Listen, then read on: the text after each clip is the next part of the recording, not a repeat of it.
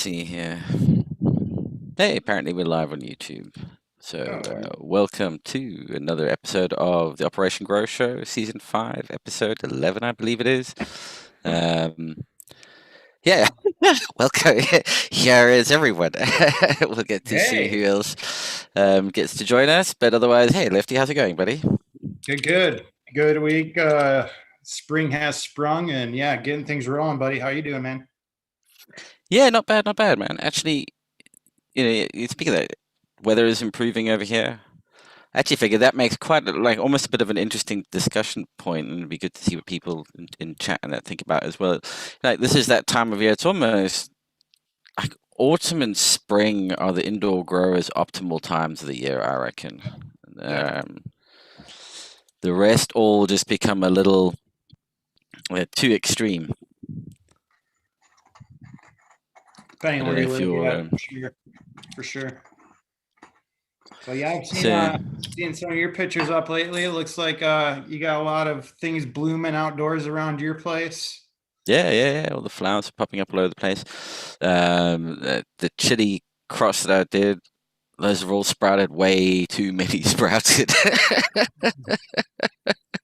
That was one of those like, maybe one or two will come up if I'm lucky. Sprinkle out like 60 seeds. I'll come back in a week. Like, holy shit! They've all popped. Fuck. Are, are these the chilies? Are these the chilies that you bred out? Yeah. So this is just the Oh, first generation of that lot, which is the habanero crossed with the early jalapeno. I'm probably butchering the pronunciation. Um, and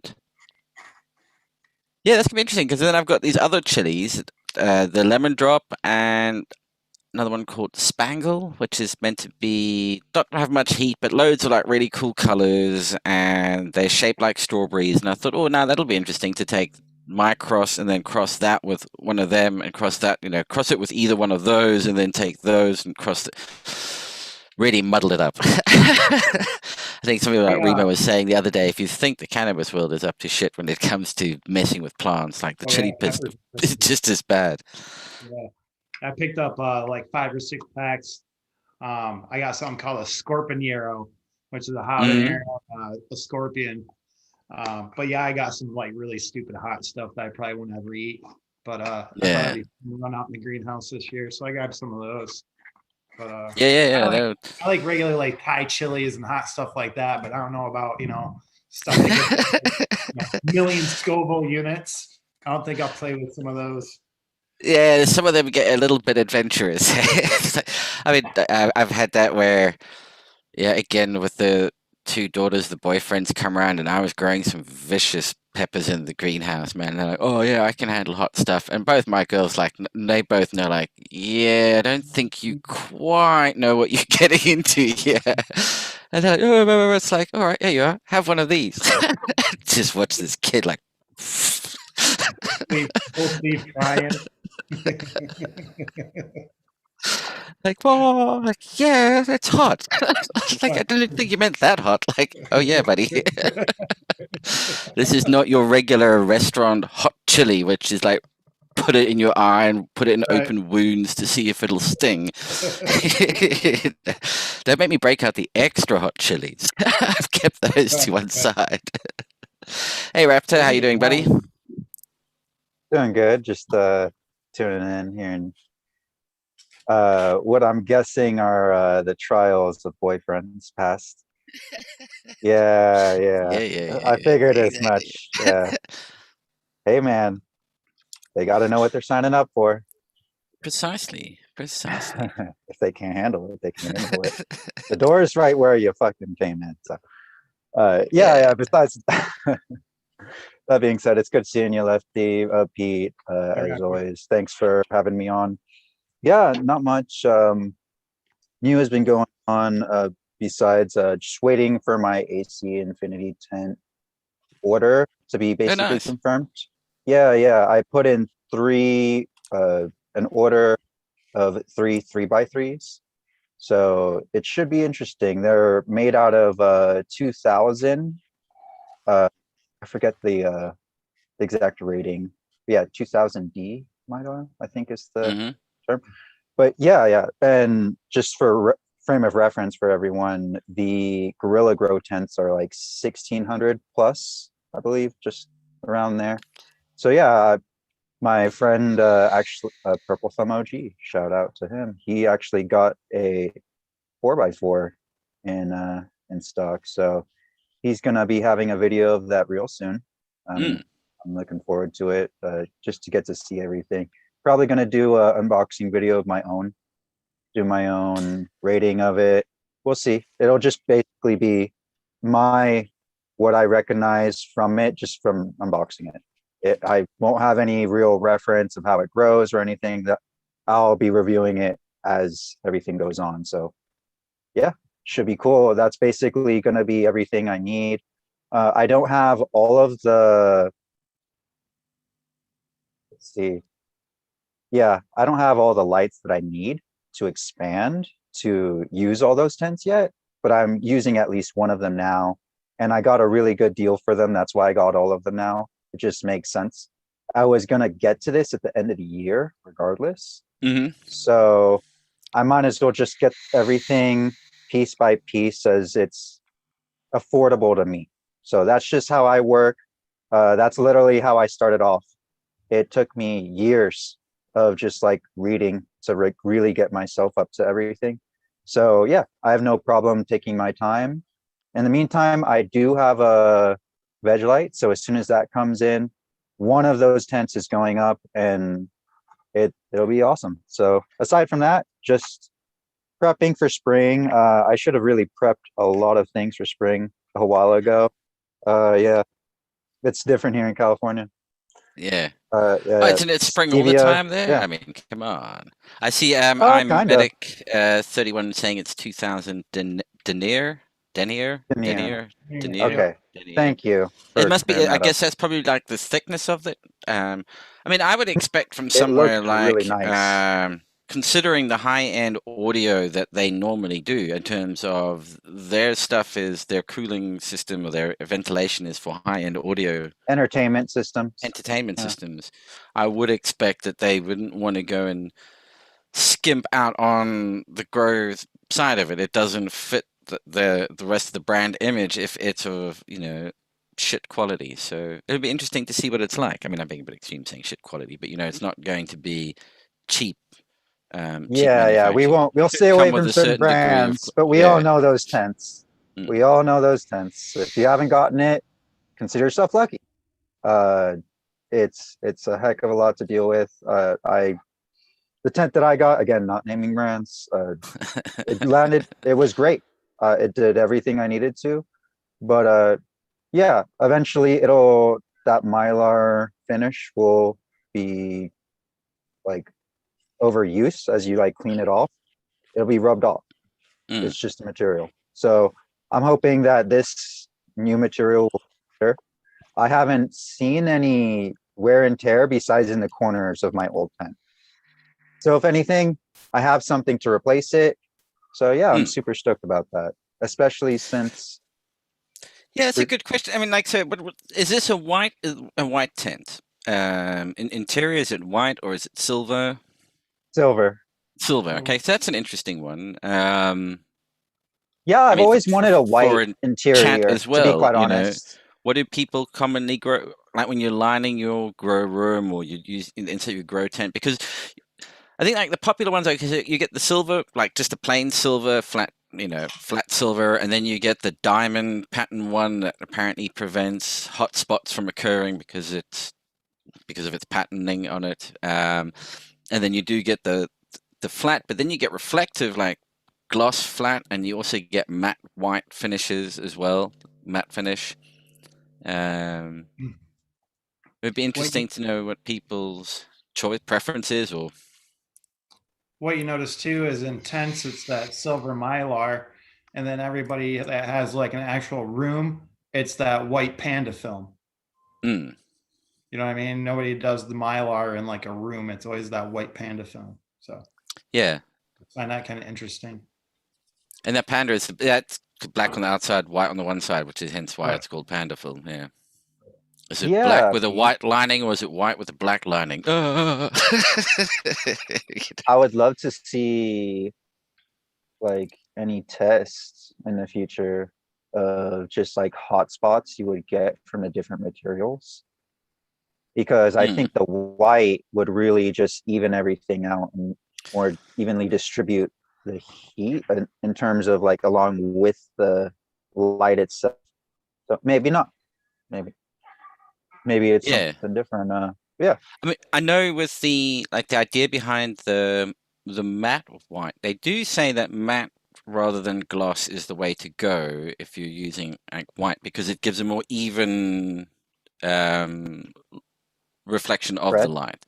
You don't get it's anything that's really high gloss, you'll get those specular hotspots, which is, like where you'll see potentially a hotspot. But then again, how much of I don't know how much, how much effect that really has. If the plant's really close to it, sure, maybe, but anything more than a few inches away from the side of away from it, I don't think you're actually going to notice it. It's more about which material is the most reflective in terms of bouncing that light around so that you maximize your light usage. Yeah, flat white paint. And then I see GR420 community videos were saying a good one there is like use kitchen or bathroom paint with mold prevention in it. So that's always a good Mhm. one. But yeah, flat white. Yeah, saying doesn't like humidity. So you got to. There's a few tricks to the whole thing. Yeah, I know Grow Mouse when he was still around. I think he did a Pimp My Grow Room Mhm. edition. And I can't remember exactly the white he was using. Um, you I believe his account is still active and you should be able to view it if anyone's interested. Grow Mouse, GROWMAU, the number 5. But yeah, he was a wealth of information 3-4 years back for me when I was just starting to really understand LEDs. He Mm. really helped me out with all of that. But yeah, he did. He just showed that it can be bought like at a hardware Yeah. store. This is very approachable. It's and you can, if you just know exactly the color, then you're fine. Again, Mm. I can only reference that video because I saw it like a year and a half ago, 18 months. It's all blur now. And But that's yeah, another. yeah. Hmm? You mentioned another good point there, though. The thing about with LEDs. Now, again, maybe there's a difference there in terms of you could get those hotspots under really powerful HPS lamps because of all the infrared it's pumping out, and suddenly you focus all that infrared onto a spot. So again, that's why you want everything to be flat. You don't want to have curves on it because you could end up like creating a magnifying glass effect. But yeah, do the different materials. Is one better for LED illumination Mm. compared to HPS? So HPS, you've got all the heat to deal with as well. Orca Yeah, foil. that's why I was interested in like maybe you don't want the silver material. Maybe that would, especially for tents when you're not Mm. exactly what we were just discussing with having a flat surface versus like for my tent, I just have air coming in, so it's sucking in the tent, Mm. the walls. So is that really bouncing off the photons how it should be, like as like efficiently as it should be, I should say. Yeah. So yeah, yeah. And then I could also what I've done to help was in my scrog that I made, it's basically at the middle. So when it sucks in, it stops right there and it's kind of even down a little bit, but Mm. I mean it should this should be designed a little better Yeah. so that we can do things. But I have seen stuff like, hey, like I have a friend that recently got a 3D printer. So we were thinking up stuff for him, and one of the things was like a little pole, like a clip to attach to your tent, so you can like have a PVC, just get a PVC pole, Mm, like a mm, tubing, mm. and then right there, it's elongated even more, and it's relatively cheap. You didn't have to buy a new tent. Yeah. Probably just a couple bucks compared to, we're talking about a couple $100 for a tent. Like, it's when we like hear about the better brands, it's just unfortunate that they cost like $300-$400. It's laughing at one comment. Somebody saying it's pasty as fuck increases the PPFT when he enters the grow room.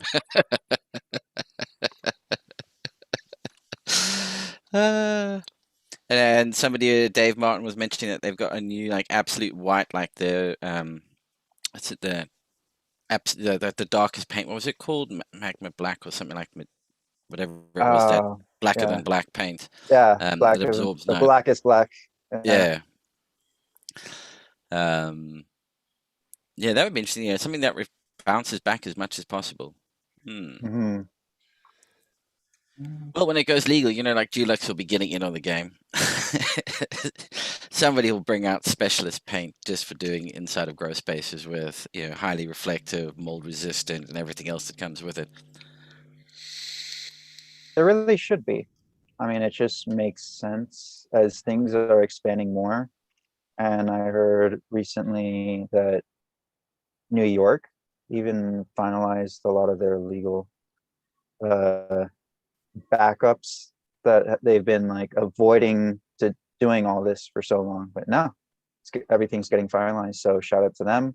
All the states that are legalizing, that's fucking awesome. And with all this legalization, there's a lot of need. There's going to be home growers, there's going to be outdoor growers, and then commercial alone, that's a whole nother beast. So yeah, there's a need. There's people that are home right now, have a lot of time, and they're going to go about all these hobbies. Like the mushroom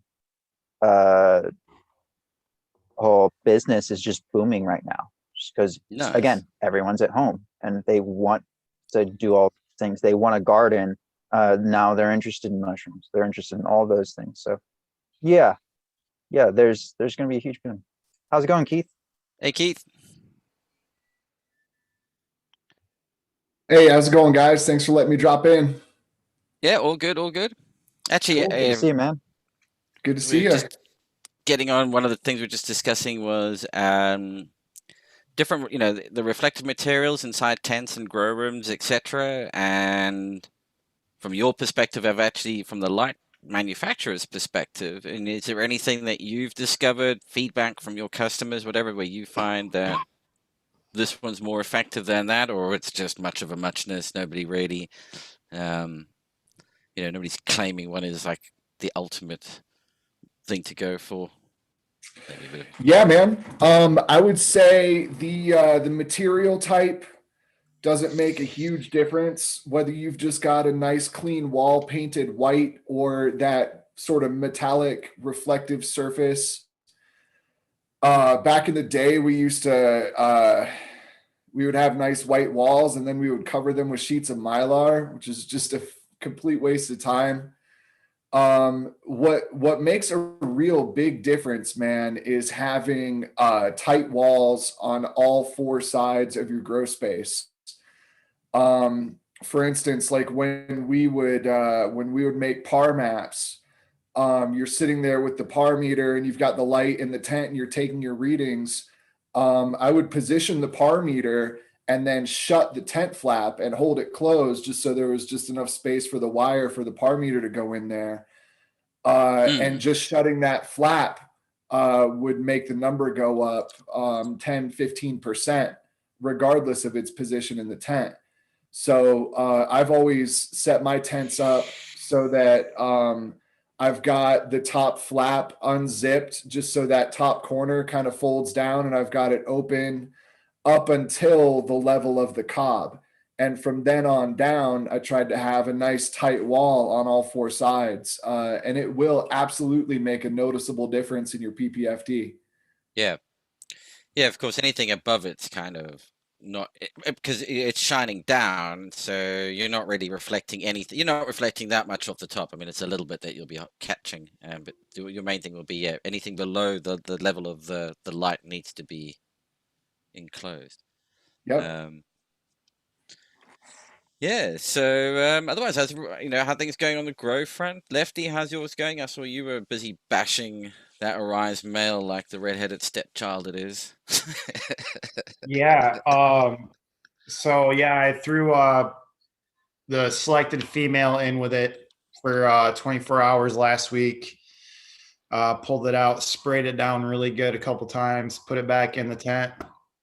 I'm sure it's going to make a few seeds on a few of the other plants, but it's okay. That male's pretty nice, so I'm sure it'll be all right.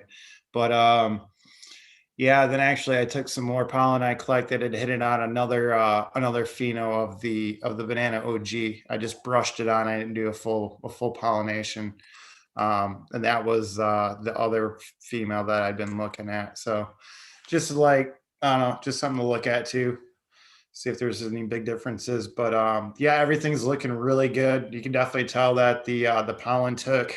All the pistils were curled up, brown. I mean, they're definitely already starting to swell up.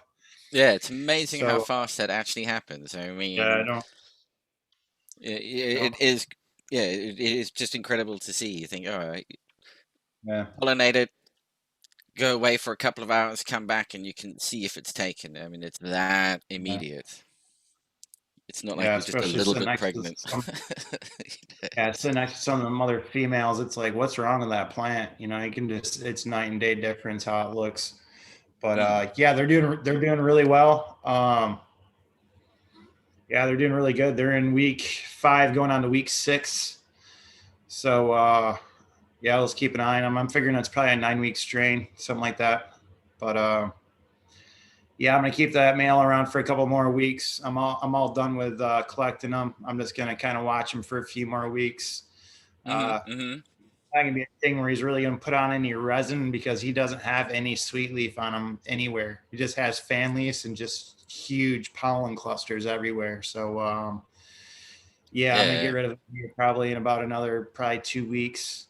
Just keep him And to you're just like going to week keep 7. pollen from that one, are you? Yeah, because you had a bit of a was I that we had a lost, yeah, cutting disaster. I lost my clone. But yeah, I got like 9 vials of pollen off of them. 9 or 10 Nice. vials, I want to say. So yeah, I got plenty of pollen. And if I back cross, it'll be to the female. So I mean Because you're trying that to that lock in those banana terps with the boost from the Arise, bring in the banana terp. So yeah, the interest right. is very much to work the banana terp line to keep bringing that back into the fold if it disappears at any point. Yeah.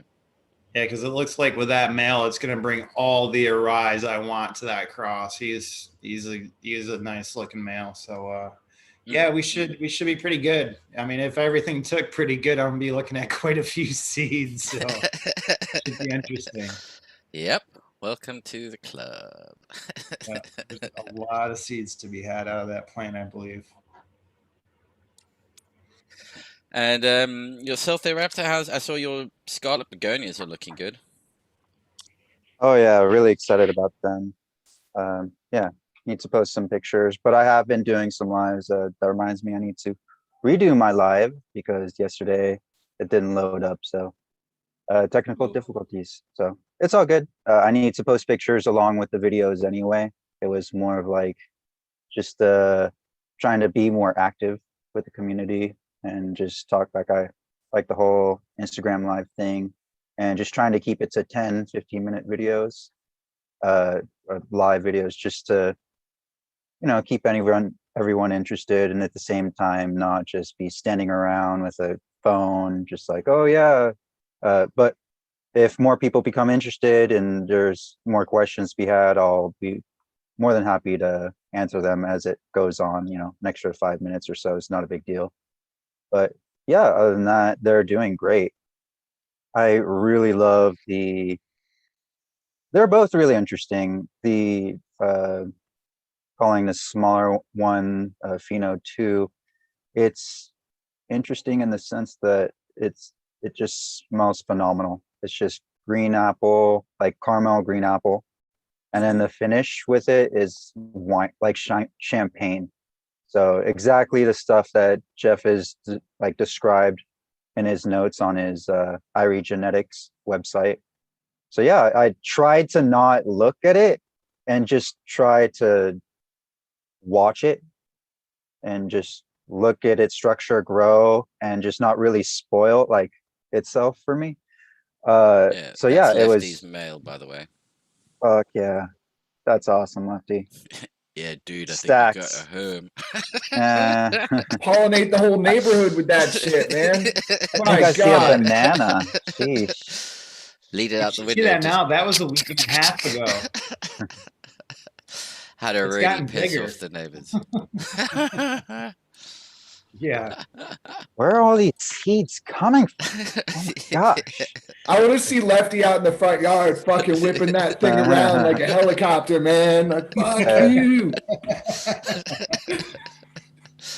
Yeah, I could see him on a trampoline. Yeah, just getting there. About the first week of September. Perfect. Perfect. Oh boy. Uh, Yeah. and yours here, Keith, you've got that your Orange Chasm run that's still going. Yeah, I've got the Orange Gasm going great, man. You know, I kind of feel like I'm in my journey as a grower. I've been doing it for a few years, and I feel like I'm kind of moving from like the beginner to almost like an intermediate level. And I feel like a big part of that has been working with this Orange Gasm several times over and getting really used to it. And then starting another strain from seed that's like really wildly contrasted, man. Like that Orange Gasm, I know exactly how much water she wants. She wants a fuck ton of water and a fuck ton of food, man. I always got to remember to feed the shit out of that thing and like never hesitate to give it another top dress. Because if I don't, she's going to be getting hungry. You know, so that's great. Like I'm jamming down with the top dress and the seed sprout teas and really trying to get my scrognet filled up with those 4 big, powerful Orange Gasms. And then the other strain I'm growing is Star Pupil. And the breeder himself warned me. He said, these girls like to get really dry in between waterings. And it turns out he was right. And like, I was like, dude, the healthiest one that I've got is the most like scary dry. Like I'm down there today. I've been down there like every hour or so checking on it because I'm like, how is this thing not just like wilted over? But it's the happiest one. The other ones that still have a little bit more water in their pot are getting pissed. So I don't know, man. I feel really blessed to be able to start running the same cultivars a few times and getting to know their ins and outs. And I feel like once you've done that with maybe like 20 or 30 strains, then you're a fucking really good grower. You know what I mean? Like nothing's going to surprise you at that point. So I don't know, man. It's such a journey. There's always so much more to learn. Yeah. But that's just it. I mean, and the other thing when you get into when you grow the same one over again, because that's the trick, grow the same one a few times, 2-3 times, and you get, as you said, you know exactly what it needs. If you're constantly, and you can get the maximum out of it, you can really get the most out of it when you've grown it, you know, at least 2-3 times. The first time is just getting a basic feel for it. So it's that thing, you know, if you keep popping seeds, yeah, it's great. You can keep looking for things, but the problem is you never know if you've actually maximized that grow, I guess. And I wonder where that, because I would suspect that most of the sativas are going to want a lot of water. They come from that kind of climate. It's wet, it's humid, it's just what they do. And then, I mean, I guess the Kush, depending on where it is, you know, up in the mountains, high altitude plants are going to probably like drier conditions. I don't know if anybody's got an opinion on that, but I do seem to see quite a lot of the time they say on most of the Kushes, yeah, let it dry between waterings. They do handle it being dry a bit better. Yeah, that was one of the reasons why they have those big broad leaves is to keep the ground cooler below them. So they're used to having a little water and trying to preserve as much as possible. Yeah, they definitely need less just because of the way they've adapted and where they have. Like, are there Afghanis that managed to do like well with drought stress? because where they're located. I could be. I'm asking here. Yeah, I mean, If Think about Afghanis, you know, in Afghanistan with the mountains and how dry and arid it is in those areas. And, you know, most of you think about Afghanis and they have those big wide leaves until you Mm. get up, you know, more of like you get some of the cushier types that don't have quite that style of leaves. I don't know. But yeah, and they they got have some that, pretty broad leaves in Afghanistan where they got, you know, more of an arid, dry climate. and they have a very short, like wet season. If I'm not mistaken, like it's very, it'll rain for a very specific amount of time. I forget that one guy on Instagram. Deersing, Yeah, is that the guy doing yeah, the land race stuff, Indian land race, and then going Yeah. through the lower part of Afghanistan and surrounding areas. And like you just see the difference between 1 month and the next month. I mean, it's like lush and green 1 month, next month it's just bone dry. There's nothing left, and all these plants are just okay. Yeah, whatever you can get, you get. It's, um, yeah. If you want to bring them up and show like exactly, like maybe I'm some trying to remember what examples of his. What's the name? IRRAZING. That's it. Got it. Yeah, land race exchange. Yeah. Actually, who used to have a really good page too, and I recently looked for him and it's not popping up anymore, is Baba879. Did anybody follow him? An Afghani guy that like had a lot of really cool hashish videos. Mm, But yeah, I haven't been able to find him on Instagram lately. But yeah, he had a lot of really good videos of just like how they, you know, just cure stuff, you know, just leave it out through almost like into the winter when it was snowing on and just really interesting stuff. yeah. I actually I guess I got to see him at the end because I was referenced from someone else, Baba. But yeah, Mm. crazy. Like it's really cool to just see how much history goes back. Like this is ancient, like hashish is ancient.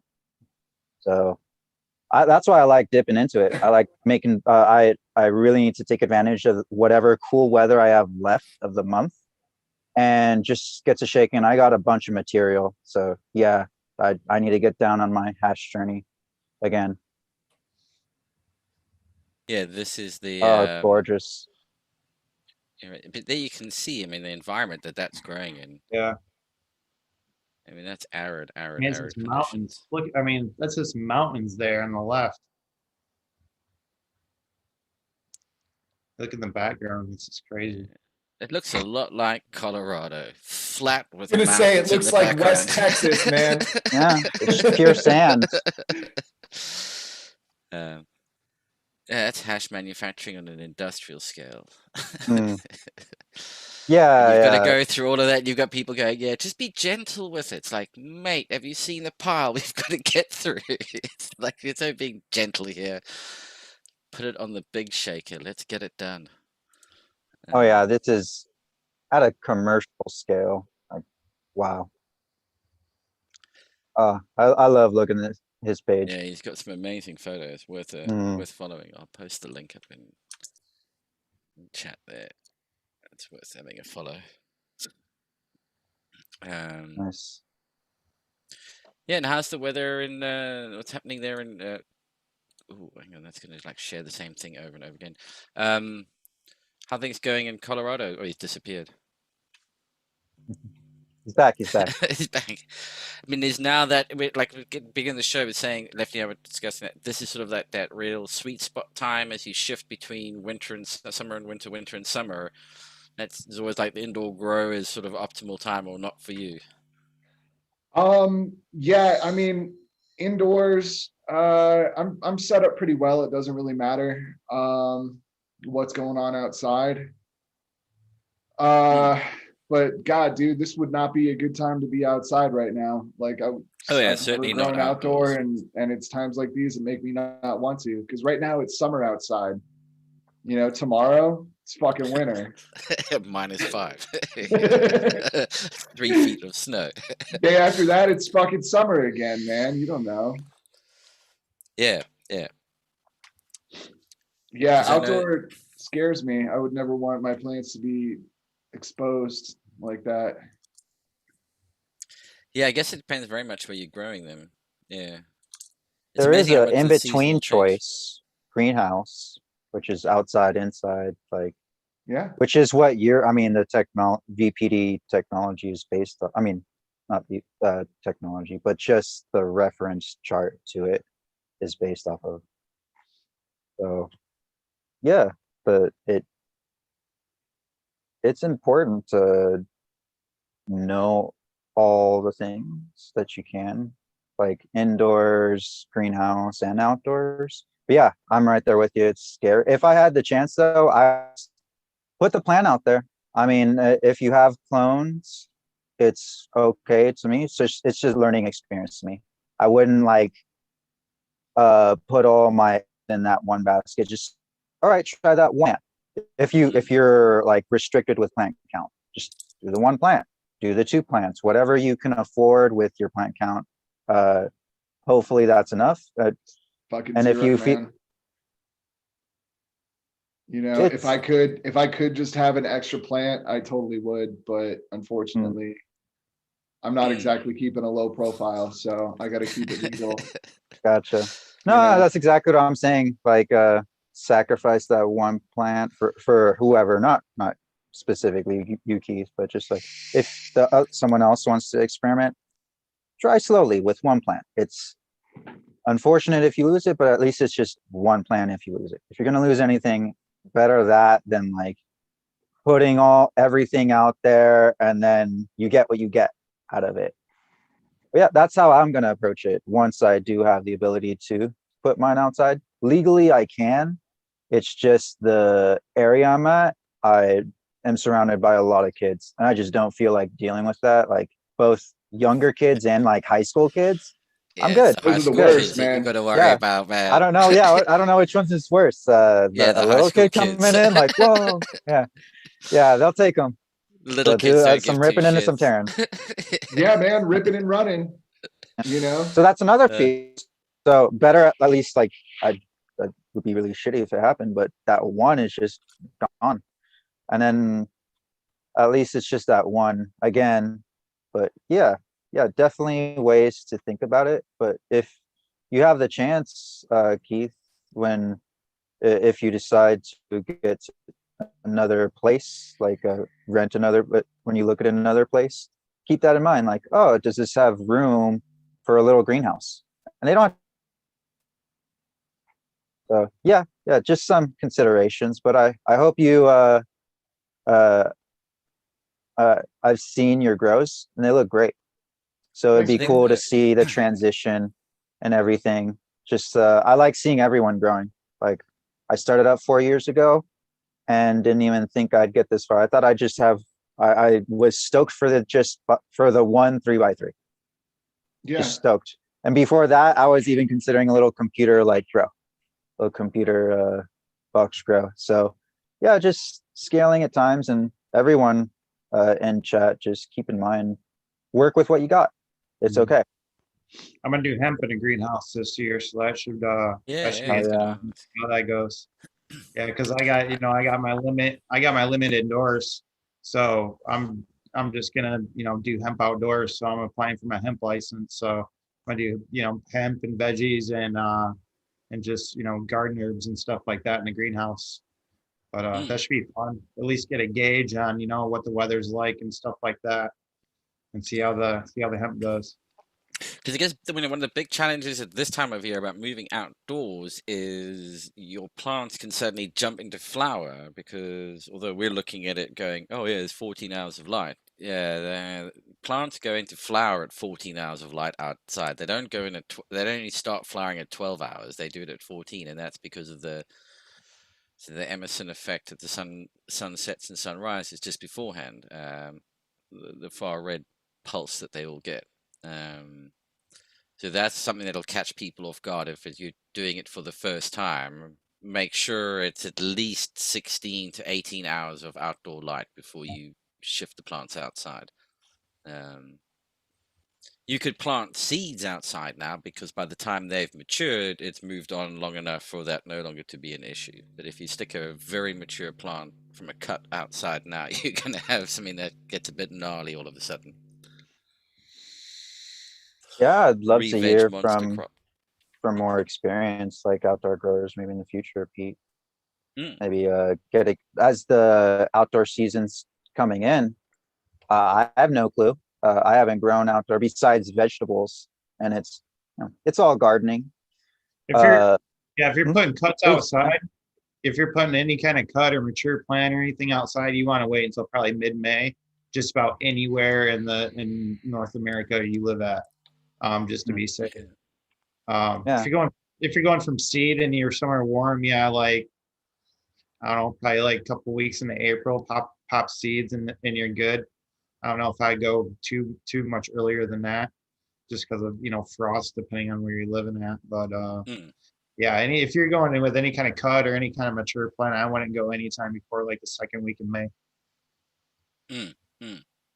Yeah, we got Chasmanian Devil, and he's saying, or they're saying, New England have gotten cold snaps in last week of May. So Yeah. they're probably referring to last season. And yeah, it just depends on where you are. If you're in that kind of area, it depends on like the weather patterns and where you are in the air currents, like And then you've themselves. got Like like that Mango changes everything. Seeds, it's flowering now for them because of his latitude. I mean, that's another thing to Right. bear in mind. Yeah, obviously, Right. his I have latitude a really comes into play. I have a question though, you guys. Do you think that starting an outdoor grow in addition to having an indoor grow, from an IPM standpoint, do you think that that will put your indoor grow at greater risk? You know, because you're going outside, you're messing around with your outdoor plants, you come back in, unless you remember to take all your clothes off and put them in a trash bag and take a shower before you go downstairs into your indoor garden. You know what I mean? Like, Oh yeah, there's Yeah, definitely more of a risk. Definitely more of a risk. Yeah. But I like you think that said, applies yeah, to yeah. yeah, but I think that's the same thing applies to every time you go into the garden when you come back indoors. You know, it doesn't necessarily make a difference if it's um I plant, mean, it's either kind of the same cannabis or thing if hemp you that go you're out growing and outside. you cut your grass or mulch your beds, or I mean, if you're outdoors for any amount of time, you're gonna run into some sort of bug. You're probably gonna carry in on you, whether you're messing around with plants. I mean, I plants, actually yeah, think that's gonna be more of a chance. But I mean, your biggest risk is the local grow shop. You yeah, know? probably. You get home stripped naked before you even go into the house, douse the clothes in petrol and burn them, and then I mean, I'm sure you've picked up a tick before. Just think about how easy it is to pick up a tick just walking through, like, somebody's yard or something. You know, yeah. The one that gets most people is their pets, because the pets run around outside in the garden, running through all the bushes and whatnot, and then they open the tent, the cat whips through, and just brought the neighborhood pests in with them. yeah. Yeah, that just goes into good horticultural practices. Make sure you're as clean as possible. Yeah, new and set And of just don't go clothes if you outside. can. yeah, stay indoors. Nah, Keith, you're a big predators guy, aren't you? Yeah, man, I'm trying to work a little bit more life into my 10-gallon pots. I tried to get some red wigglers in there and it was a catastrophe, man. It was just a rash of worm suicides. Um, and like I do have some hypoaspis mites in there. Every now and then I'll see one running around, but um yeah, as far as kind of that like higher level, aphids and worms and stuff, I'm still kind of toying with getting that extra level of ecology going. Hmm. Actually, I'm thinking what I'm going to try next is to have a bit of a cover crop, have some clover in there, and try again with the worms and see if I can get them to stick around. And then I've also been told that having an inch or so of rice hulls at the top of your pot will keep the worms a lot more comfortable in that underneath layer. I saw Yeah. one video of a guy who had a problem with the worms kept escaping. They just like, Yeah. and there was a trick that they had to do, which involved like a PVC pipe that just looped back and went straight back into the grow thing. So they all like crawled out through this, went around the PVC pipe, and just plopped straight back where they started from. Mine just If I all find hopped it, out I'll of the send. trays. They Yeah. just all hopped out on the sides, and I come back the next morning, and there's just a bunch of dead worms on the ground, like all around my pots. I was All like, I was very baked. sad. Is it happening But like it's- just? Is it happening right after you water, Keith? Like you water, then that next day they're out dead like that? So at first, the tops were reasonably dry that first day. And then it seemed like they couldn't really penetrate. Like they were kind of circling around the pot looking for a way to dig in. And then I think they just eventually gave up and committed suicide. So I tried watering them in a little bit more the next day. And that's, for about a week or so, I would still see every now and then I would see them surface when I watered. And now they're all just gone. Yeah, this guy, I remember the video, he put all these worms in, came back to the grove the next day, and he's like looking around, and there's just worms They're all all like, around, "Fuck but none of them are in you." the pot. And he's like, where the hell, what the fuck's going on here? Like worm wrangling. Come on then. I was just thinking because worms like moist soil, but they don't like things to be like saturated. Worms can essentially drown. So if the soil is too wet, they'll come to the surface and trying to escape that. So that's why I was asking if it happened to be like right after you had watered or something. No. Yeah, but typically putting down a it- mulch layer will help. Yep. Sorry, go, Raptor. No, I was just gonna say that. Just if do you have mulch, or what are your practices? You just leave it Right like now, a I don't have any soil? mulch on top, man. Right now, I am growing a little bit of crimson clover for my cover crop. Yeah. Because I Yeah, notice that's like a living every mulch. time I like trim leaves and stuff off in the greenhouse, and that if I just leave them on the side on the path, not on the actual raised bed, but on the concrete path, within a day or so, if I go and lift those leaves up, there's earthworms have all moved in underneath the pile of leaves. So maybe just to actually leave, when you leaf strip, just drop all the leaves on top of the pots. Don't throw them away, and just leave them there, and the earthworms will take care of them fairly quickly. They don't like citrus. I just started a worm bin, so I've been doing a bunch of like looking into this shit. Literally worm shit. Yeah. Little shot of worm juice, get you going in the morning. Worm bin juice. Little worm power. That'll get your gut bacteria working overtime. That was actually the name of a product, like a fish oil, not fish oil, a snake oil product we used on the golf course was called Worm Power. And they came in a jug. It was like literally like supposed to be like worm leachate, fucking broke down. I'm like, you guys, this is stupid. Yeah, I try to stay away from the leachate myself. I mean, I'll dump it out if there is any. I haven't experienced any since I've used. Oh man, I'm totally drawing a blank name, but yeah, she wrote the Worm Farmer's Handbook. Yeah, I'll send you a link to it, Lefty, if you're interested. Oh yeah, You wanna absolutely. get- Yeah. Sorry. Yeah, it's really cool because that's something. Yeah, I really learned a lot from it. It's super informative. You could just get. I actually think I have an article up. Let me see. Worm. I think you're having the same kind of weird camera glitch that I get occasionally, where it just goes out of focus. Like, what the The fuck? focusing. I was like, oh, audio, because I've been having connectivity issues. Your audio is jumping in and out, I will say. I Yeah. don't know. It's doing that for me. I don't know if it's doing it for everybody else. I didn't know if it was just me either. I'm like, Yeah, I was getting weird looks. I was like, oh no, am I fading? Yeah, no, Am I just getting whenever old? whenever my autofocus goes out, I have to hold my hand up to the camera and then like slowly back it up. The other way I found that sorts it out is if you just switch the camera mode on and off, it jumps straight back in on the correct focus. There you go.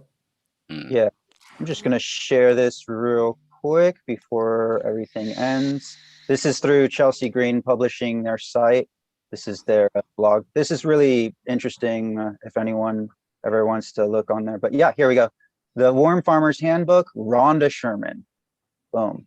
They sell it there, but just let me know and I could find you a free copy if really necessary. But I try to get things like in paper if I can afford it. And $20 is pretty approachable. But Yeah. just Yeah. yeah, I was just going to this real quick, just the benefits. Organic matter retains and absorbs water, so that's really helpful for all of us. Breaks up clay soil, improves soil structure, cation exchange, eases cultivation, all of these things. So yeah, it's just amazing what a little bit of worm castings can do. And if you actually look up the author Rarman on YouTube, she has a couple of just this, and I believe she works some state school. All of the information should be here actually. So yeah, I'll actually link this in chat. So instead they can check it out. But again, the Worm Farmers, you can see it. That's why to get it up. And yeah, everyone, please check it out and prove everything about your soil with just a little bit of worm cast, like 10% Yeah. of worm cast will make a huge difference. It doesn't take a lot of volume. So it's also more good than for real. compost teas as well, to use worm castings in compost teas. It's another good use for them. I see Magma Seeds in chat saying he's got the book and it's worth the purchase. Yeah, it's one that I really want to buy myself. I have it. Well, if anybody's in the Denver area, I don't have any kind of deal with these people. I'm just letting you know because they're fucking awesome. ABC Composting. These people are great, man. Like it's this old hippie couple and they go around to restaurants and they get all their like veggie scraps and stuff and feed them to their worms. I was talking to the chick for like 15 minutes before I placed my first order. She was like, how much worm castings do you need? I was like, 30 gallons. She goes, 30 gallons? What are you growing, cannabis? Like, yes. It's like, I grow a lot of shit, just bring me my shit. And it's great because they deliver too. And so her husband came by with the delivery and he looked like Santa Claus, man. Just big white beard, fucking had my worm castings in like repurposed like dog food bags. I was like, these people have like zero carbon footprint, man. So I was gonna start a worm bin, but I think now that I've got the hookup, I'm just gonna stay with them. Nice. Yep, good stuff, man. That's where I got my hypoaspis mites. If you get good castings from a local company, you get all kinds of beneficial shit in there. It's like little surprises. You never know. Yeah. And that's it, that you start to use all the other beneficials. Interesting enough, I was watching Gardener's World earlier, and they were talking about introducing companion plants to grow next to other ones, which everything heads off for this one. That's the idea behind companion planting, is that you put something in that's a little bit more appealing a lot more appealing than the plant that you're trying to avoid getting hit, and they all go for that one. And stuff like lacewing, which I think you guys get over there as well, lacewings. That's the one. That's the big one now. Those are really good overall predators. Yeah, really aggressive little shits. I found a little wolf spider in my garden. I'm hoping he sticks around. Nice, I was gonna water. There's a guy I was following. Yeah, I can't remember the guy's name. had a black widow that he was letting hang out in his garden for a couple of weeks. I'm like, this guy's freaking crazy. But he's like, yeah, it's Yeah. like taking care of all the bugs. I'm like, yeah, it's gonna take care of you too. I know, But, right? Um, It'll take yeah, care of all your problems, holy man. shit. Yeah. Yeah, that's pretty wild. I'll check. I think I know what it is. I'll check it out, see if it still has it in. That's just it. Sometimes that odd little spider web in the corner, leave it there, man. It's quite happily munching on everything else that's coming through the space. Not all spiders are bad. Spiders' lives matter. Yeah, Oh, I it's- keep spiders, not black widows, but yeah, I definitely let some spiders in. They just show up, like they'll show up where they're needed because eventually they'll find their way in. They just do their own thing. I actually have a fabric that I grow in a 65-gallon fabric pot, and they just hang out on the lip, like on the outside lip of it, and I just see webs all along. It's funny because there's like a little crease where they just love it right there. And I've seen a lot less pest pressures Are you myself using with the just that. grassroots bed? No, I'm actually using a geopot, but I'm actually gonna be with my expansion of my new grow. I am putting in a veg tent, but my next tent will be pretty much dedicated flower tent. So I will be messing around with that, and I want to try those living soil pots, and also might mess around with like sub-irrigated planter design, depending on how things work. I really want to do that with. I'm actually going to be growing some pawpaws, so we'll see if these seeds are viable. Yeah, this is basically it's the only tropical fruit in North America. It found its way up here just by, they suspect animals just eating it and crossing through like our imaginary lines. And yeah, eventually it just got accustomed to our climate through just slow evolution. I believe it's related to a cherimoya. But yeah, the reason I mention it is because it's where it grows is near like rivers and everything like that. So sub-irrigated planter seems like the perfect route for this one. Yeah, very excited for them. And yeah, just I trying had to out leave my different SIPS things. containers behind when I left San Francisco. And I really wish I had like made the effort to hang on to them because they were fucking badass, man. Yeah. Did you So have them made for you? Oh yeah, I had did- I had a couple of earth boxes and they were great. Gotcha. Yeah, they were I hear really great things from Earthbox. Great things. Um, It's a simple design, approachable to whoever like gets it. Like you just Yep. fill it in. Same size as the 10-gallon pot. You know, all you need is some EM1 or some kind of lactobacillus product, you know, to add into your reservoir every now and then. Interesting. And it was really great, man. Like I had 4 fabric pots and 2 earth boxes, and I would have to spend a really long time slowly top watering the fabric pots. And the earth box, I would just take a gallon water jug and just dump it right down in that tube and forget about it for 3 days, you know? Nice. And I was also thinking, like, if you wanted to have worms like living in your pots, man, like with the earth box, you've got that shower cap over the top and it's taped up to the stem of your plant. So there's really no way or no reason for the worms to jump out. Yeah, I definitely want to try it. And then just so people are aware, Earthbox is just a sub-irrigated planter, like we were just mentioning, and it's just one of many. Like Earthbox is one company out of many, but that one has been working the most for people that are just gardening in general, but also I've seen it do really well in cannabis gardens. So yeah, please check them out, and you can make this yourself with a lot of the things you have around your house can be made with this. My friend Cannabis Organum, haven't seen him post anything new in almost 3 years, but yeah, definitely check out his YouTube. And he actually does custom custom sub-acre planters, both small and medium size. So he basically did what is it called? A grafted mother plant that he did all of his breeding with. He was just small scale breeding and just messing around with it. But yeah, that's what he kept him in. And it was a very stable way to keep your mothers, or just any plants in general.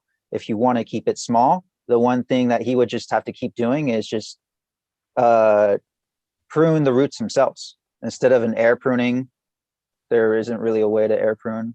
I guess you could introduce enough oxygen maybe, but that regardless, it was just cool to see all the applications you could use that in. Like from mothers to like little clones to seedlings to plants that are flowering. It has its space in every single step of the life cycle of the plant. But yeah, please, I encourage people to look into doing DIY projects. There's plenty of videos out there of DIY SIPs, but if you don't have the time and if you have your money would be better, your time and money would be better spent just buying the earth box, go for that. That's a great way to just start. Pricey. They are a little pricey up front. That's what I did. I decided not to spend the time doing the DIY. Yeah, I think but it's your like 30 time, how much is an hour's worth of your time for business? So Right. it works just depending on your situation. So that's what I try to tell people with look into different businesses like that are doing the same thing, but also offer, there's the DIY side of things. And then there's the like, hey, I just need a kit and get started as soon as possible. Yeah, I think it was like 30 or 40 bucks. So I started with 2 of them. That's pretty approachable.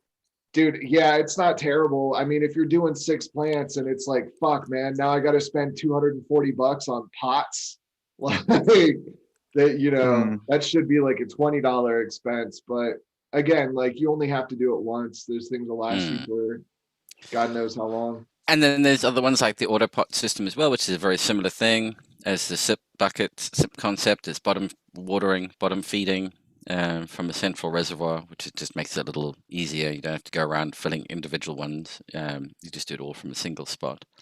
Honestly, I think my next big purchase is going to be a blue mat system, because if I can cut out having to go in there and hand water every 3 days, I mean, that's just, that's a lot of time that I could spend, spend more time, pruning and training or doing whatever. I really like it, and I actually use it in my fabric pot system. Yeah. So I just need one more piece that actually. You're going back in plastic pots, so you don't, Keith, did you say you switched back to plastic from fabric? I did, yeah. I was using fabric pots for a long time, and then in my 1-gals, I started switching to plastic pots because I was tired of having to destroy my 1-gallon fabric pot just to get the plant out and replant it.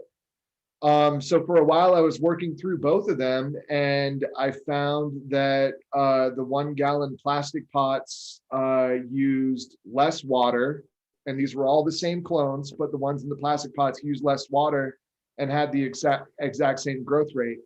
So I figured, I might as well just, you're not making any sacrifices. You're just kind of cutting down on your overall water use. And I have had to make some changes. I used to have my trays filled up with about 1 inch of Hydroton, and I would have the fabric pots sitting on top of that. And they would just suck the water right up out of the Hydroton. So that's initially what I tried with the plastic pots, and it just didn't work that well. I ended up with a lot of water sitting down in the Hydroton. So now the pots are just straight down in the bottom of the trays. The type of pots that have like the holes cut into the side, like 5 or 6 of those. And then I drilled a fuck ton of 1/4 inch holes in the bottom, just as many as I could fit. I turned the bottom into Swiss cheese. And that will definitely like suck all the water out of the trays. So yeah, it's, it's just a small adjustment, and maybe like a 10 or 15% decrease in water use.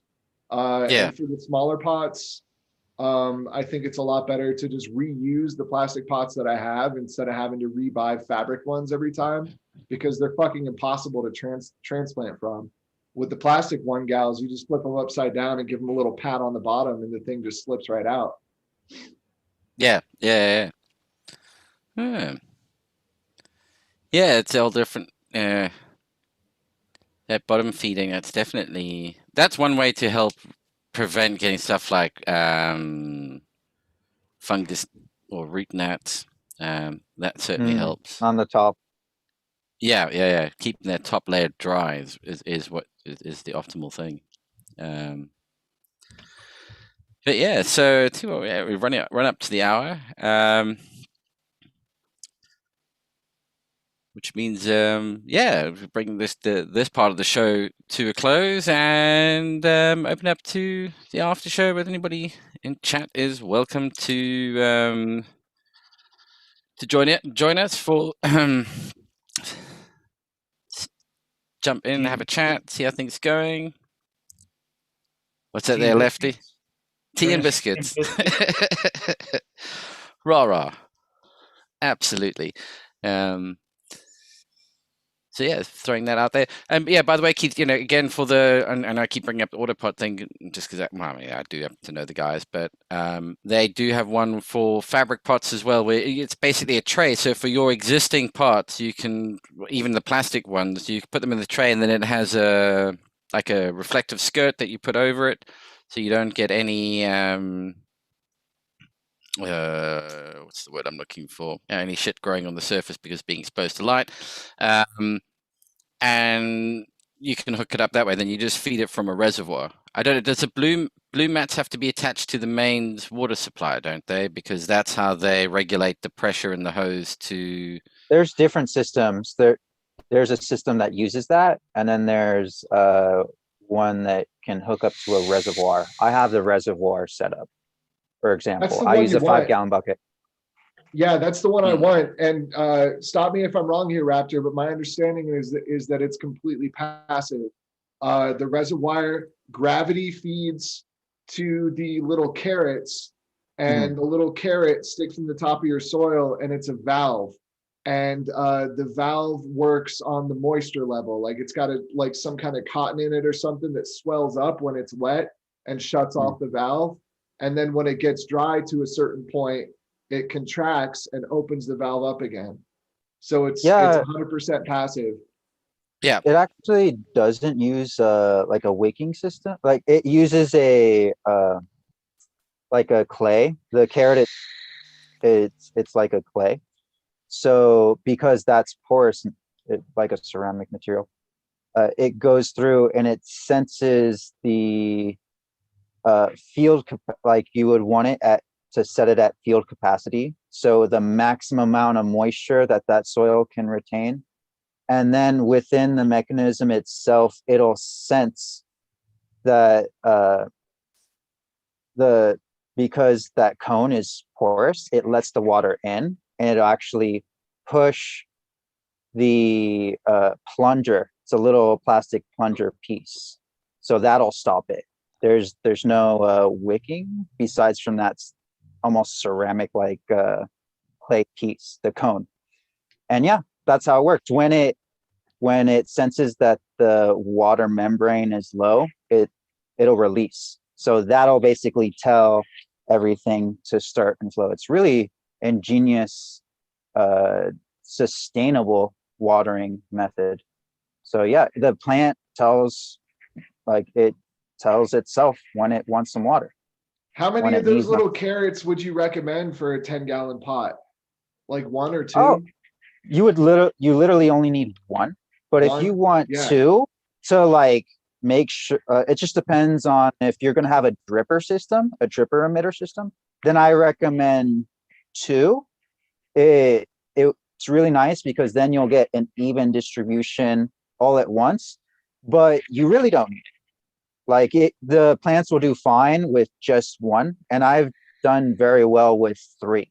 I have one long one for just so it can reach almost close to the bottom of my pot, because I did very much like what you did. except with lava rocks in a fabric pot.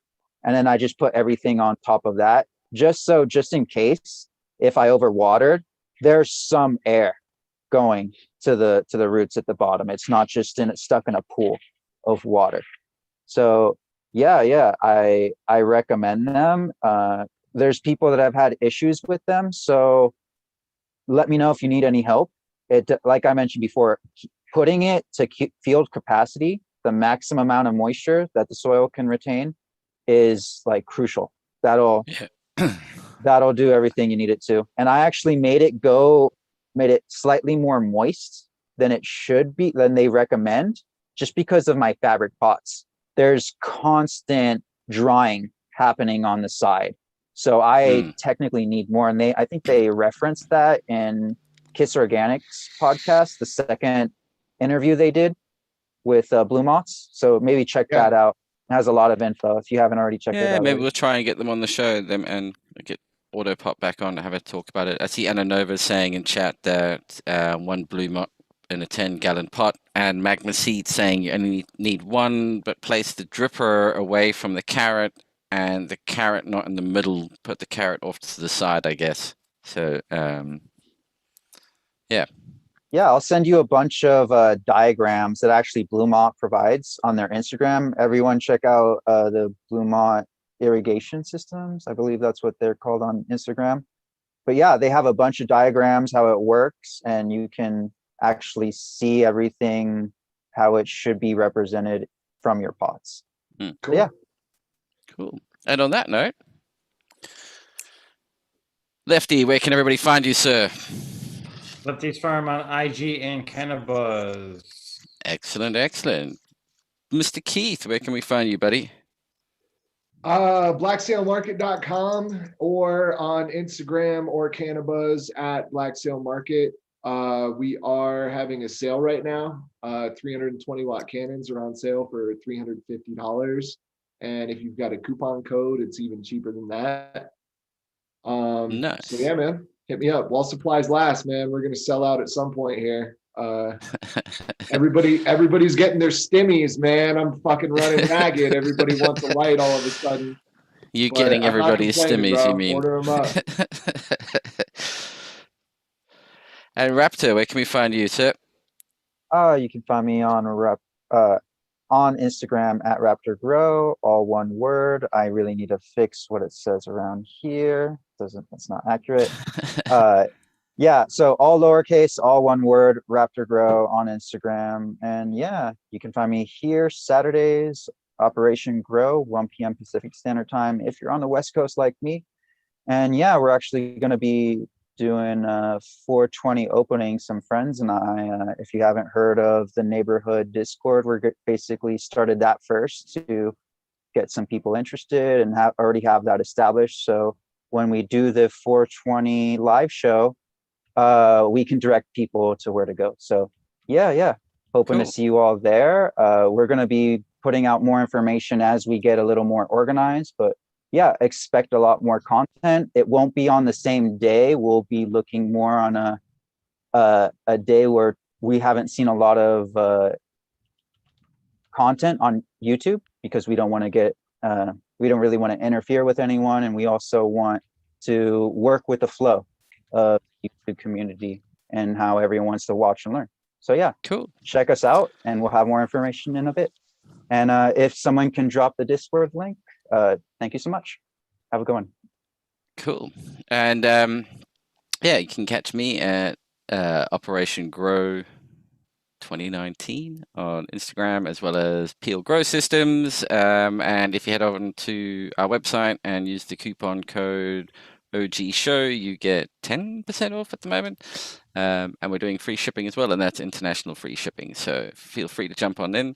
And if you'd like to join us in the after show chat, I'm popping the link up in chat there again. And let me quickly grab what's the Discord link for the other one, if I can type in Discord properly. And this would be for actually, I don't know which one. I don't know how to do this. I'm the wrong person to be asking to do this. It's definitely a younger person's thing than me. Fuck it. We'll get there in the end. And on that note, everybody, stay safe. I hope everybody keeps well, and we'll catch you all next week. We'll be back to the usual time next week. I know it hasn't changed for us UK people, but our clocks go forward tomorrow, so it'll be back to the regular advertised hours. Still always been at 9 p.m. UK time. So yeah.